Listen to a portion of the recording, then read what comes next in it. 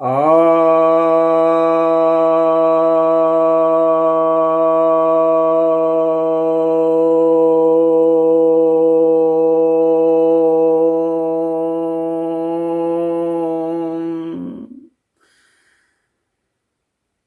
भक्तजनों को सप्रेम नमन। भक्तों, आज मैं आपके समक्ष नारद भक्ति सूत्र के 72वें सूत्र की व्याख्या करने जा रहा हूं। यह 72वां सूत्र कह रहा है, नास्ति तेषु जाति विद्या रूप कूल धन क्रिया आदि भेदः। अर्थात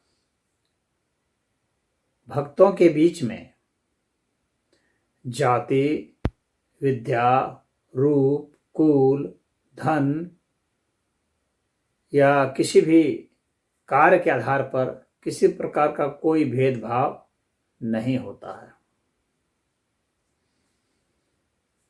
कहने का मतलब है कि भेदभाव जैसे अहंकार जनित शब्द, अहंकार जनित अवस्था भाव से वह भक्त ऊपर होता है। और हम समाज में जैसा देखते हैं कि किसी को जातियों का अहंकार होता है या तो हीन भावना होती है, जो छोटी जाति में होते हैं, जो बड़ी जाति में होते हैं उनको उच्च अभिमान होता है, वो अपने को श्रेष्ठ मानते हैं और उसके अनुसार से पक्षपात पूर्ण व्यवहार करते हैं।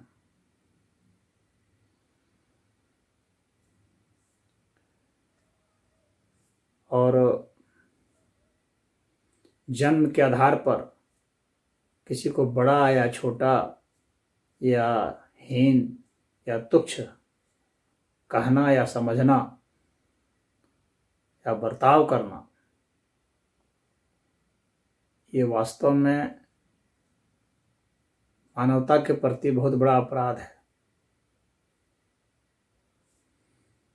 उसी तरह से विद्या के आधार पर यदि आपने विद्या अर्जित कर दी है, किसी प्रकार का आपको विशेष ज्ञान हो गया है, कोई आप में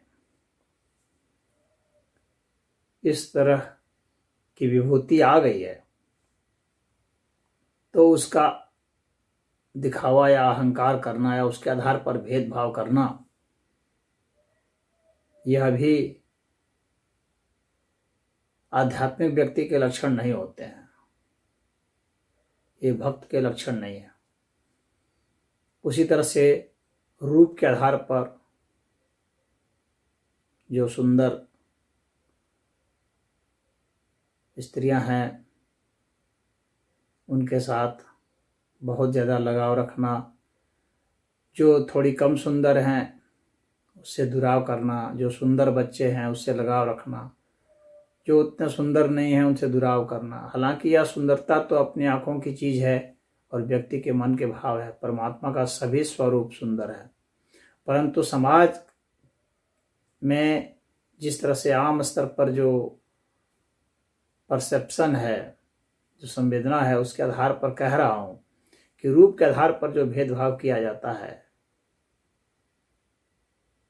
और उसके आधार पर जो अहंकार सृजन होता है,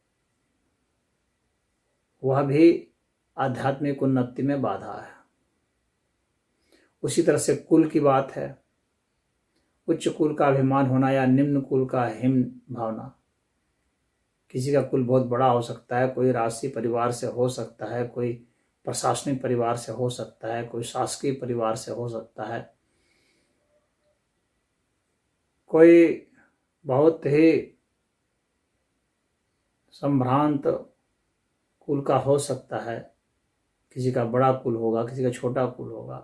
तो अपने वंश पर अभिमान करना, यह भी आध्यात्मिक उन्नति में बाधा है और भक्तों के बीच में ऐसा नहीं होता है।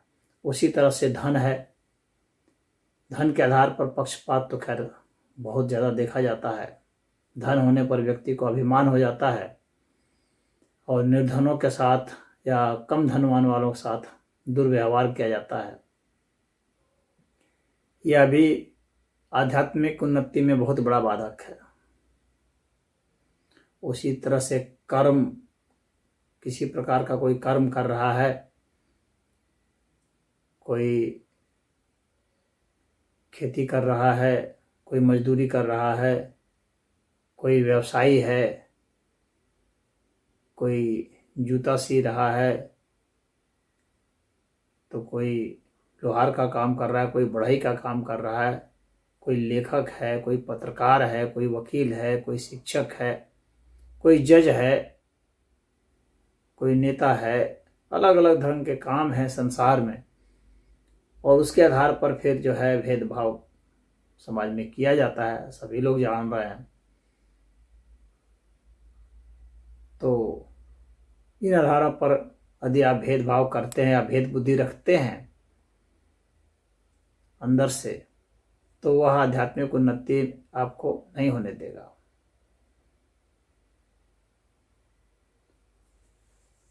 तो जो हम लोगों के मिथ्याभिमान होते हैं, अहंकार जनित बुद्धि में होते हैं, वे तिरोहित हो जाने चाहिए यदि आपके आध्यात्मिक पथ पर कुछ 2 कदम 4 कदम जो कुछ भी चलने की इच्छा है, तो आपको ये सब हटा देना चाहिए। तो जो भक्त होते हैं उनके विषय में यहाँ कहा जा रहा है कि भक्तों में इस तरह की कोई भी भावना नहीं होती है, कोई भी इस तरह का भेदभाव नहीं होता है। वे किसी भी जाति, कुल, संप्रदाय सब के होते हैं, सब आपस में प्रेम व्यवहार से रहते हैं, और उनके बीच में इस तरह की कोई बात नहीं होती है। कोई हे कर्म और श्रेष्ठ कर्म जैसा कुछ नहीं होता है। सब प्रभु के भक्त हैं, सब ईश्वर में ही सबका रूप है, और ईश्वर के सभी रूपों को वे सम्मान करते हैं और आदर करते हैं, प्रणाम करते हैं।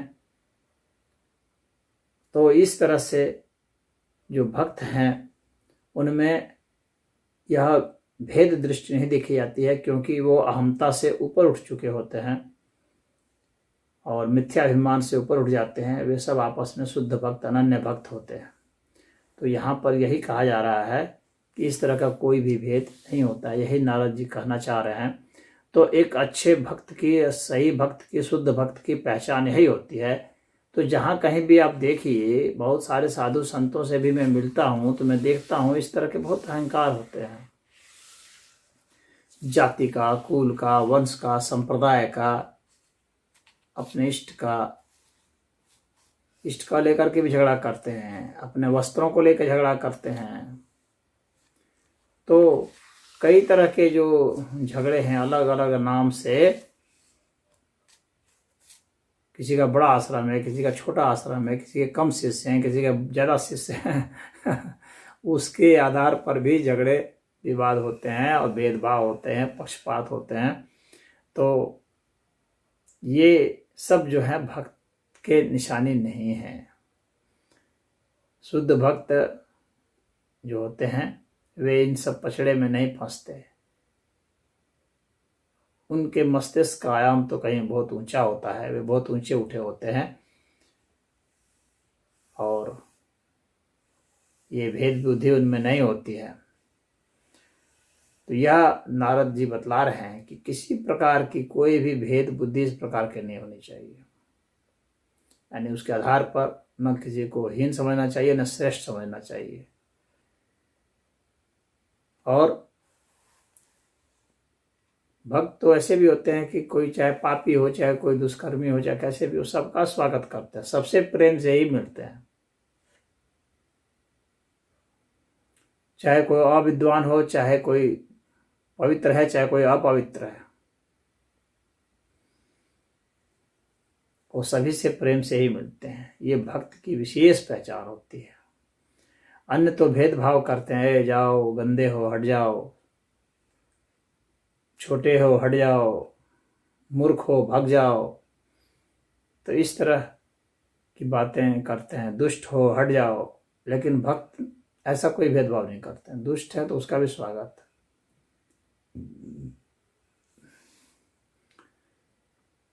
तो जब इस तरह के भेदभाव से आप मुक्त होने लगे या इस तरह के गुणों को आप अपने समाहित करने लगे, तो आप समझिए आप आध्यात्मिक पथ पर अग्रसर हो गए हैं। आपकी चेतना का उच्चतर विकास हो रहा है। यही यहाँ पर नारद जी हम लोग को समझाना चाह रहे हैं। तो आज इतना ही। ओम।